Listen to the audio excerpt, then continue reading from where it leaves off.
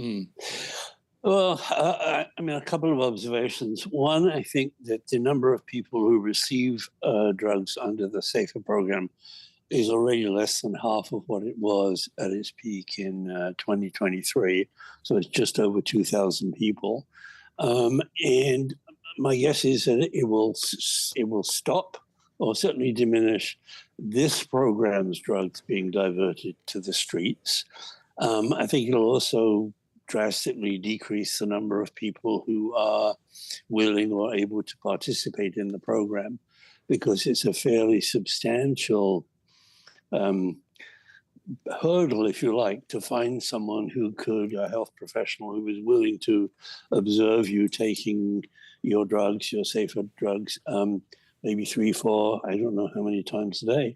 And as we know, a number of people are taking them, particularly later in the evening, to sort of stave off a withdrawal overnight. I think that'll be even more challenging. So I think it's going to reduce the number of people in this program significantly. I'm not sure it'll have much impact on diverted dilaudid or imported dilaudid or non-pharmautically made dilaudid.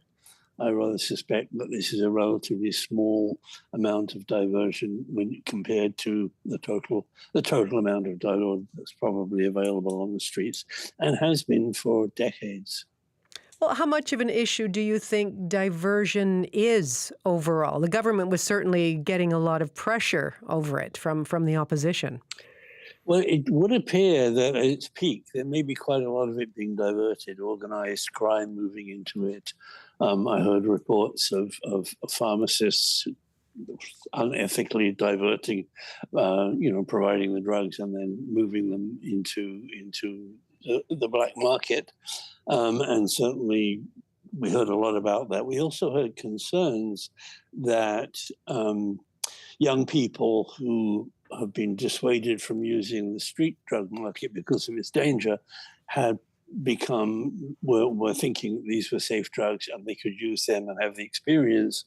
And we had some anecdotal reports of them becoming addicted, which I think is the one that really raised the panic around diversion, the fact that prescribed medication was being diverted and people who otherwise mightn't have used those drugs are now using them and getting into trouble.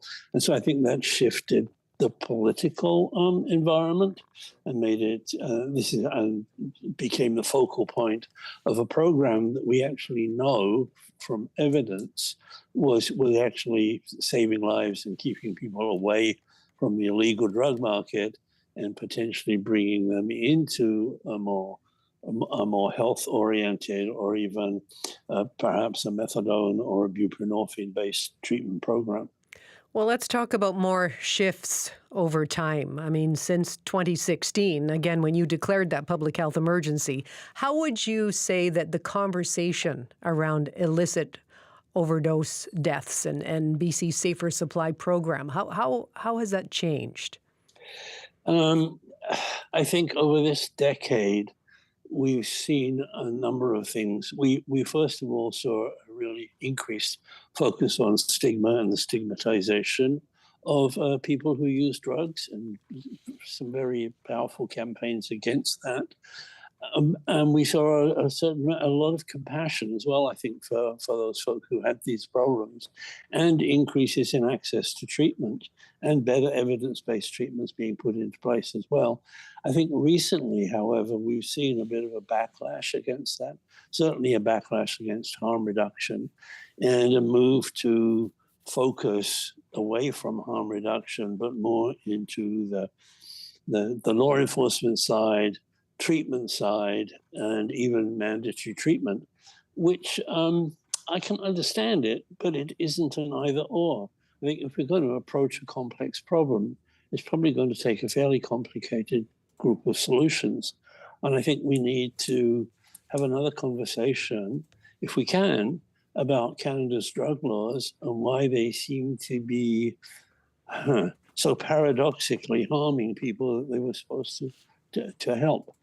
I think if we could step back a pace, forget some of the outrageous political rhetoric that's been directed at harm reduction, and try and sit down intelligently and figure out how we can work our way out of this.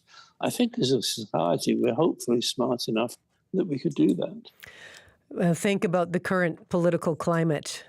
Think about the polarization in politics right now. I mean, how optimistic are you that these conversations wouldn't be weaponized? I think they probably would be for the time being, and they have been. But I think if we could strike out again on a higher note and perhaps revisit some of the conversations. I mean, it was no accident that expert committees across this country and in BC talked about trying to approach this in a different way. And I think it got overswept by some of the rather magical thinking and simplistic thinking that we could stop drugs coming in, or we can make people go into treatment and everything will be right. That isn't really going to happen, even if mandatory treatment and counseling could effectively cure someone from a disease that we know has a really high relapse rate over time. Once you discharge people from their compulsory treatment, even if it was successful temporarily, what are you discharging people back to? We haven't changed the streets. We haven't changed homelessness. We haven't changed poverty.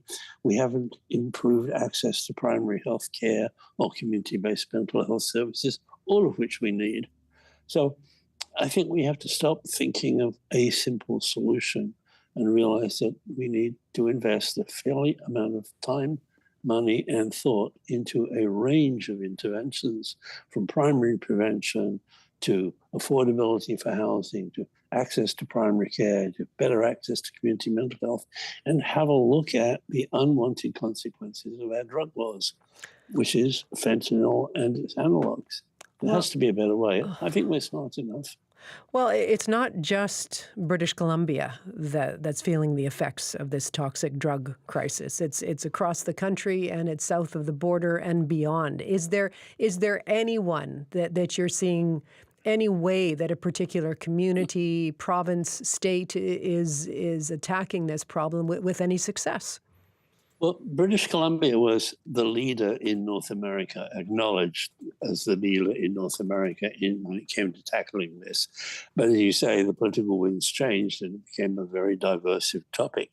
I think you can look at Europe, and there are a number of European countries which are handling this more successfully than we are.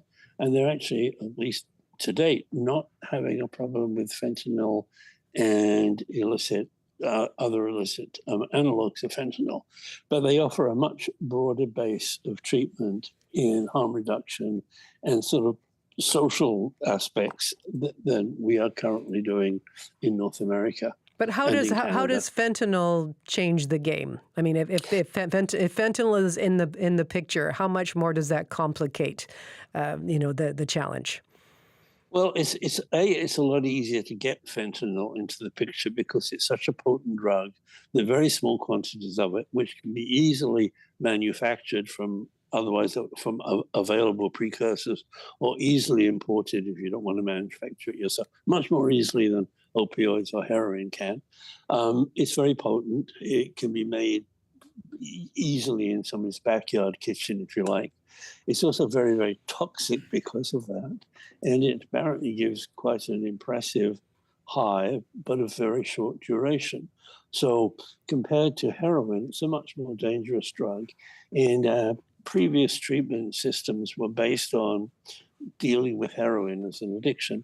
And it might well be that people who are acculturated or accustomed to this fentanyl and the analogs, that we need a different approach rather than offering hydromorphone. There are small but successful programs that put people on maintenance doses of fentanyl, get them away from the street supply, get them stabilized on a drug that they can use, and then gradually try and bring them back into a situation where they can do without the high, but can be maintained. I mean, Switzerland pioneered heroin-assisted treatment in the 90s, although it was based on a British program that had been running from 1920 to 1960. And that program worked very well as a fallback for people who weren't effectively treated with methadone or buprenorphine. We've had about 100, maybe 200 people on that program in North America, which is ridiculous, given that currently the failure rate of what is the gold standard is really very high because of the fact that the drug that people are taking has changed from what it used to be. Well, it's always good to check in with you, Dr. Kendall. We appreciate your expertise and your perspective on this. And again, this is just one part of a much larger conversation. Thank you very much. Thank you, and keep the conversation going, please. We shall. We shall. That is Dr. Perry Kendall, BC's former provincial health officer. Currently, he is a public health consultant.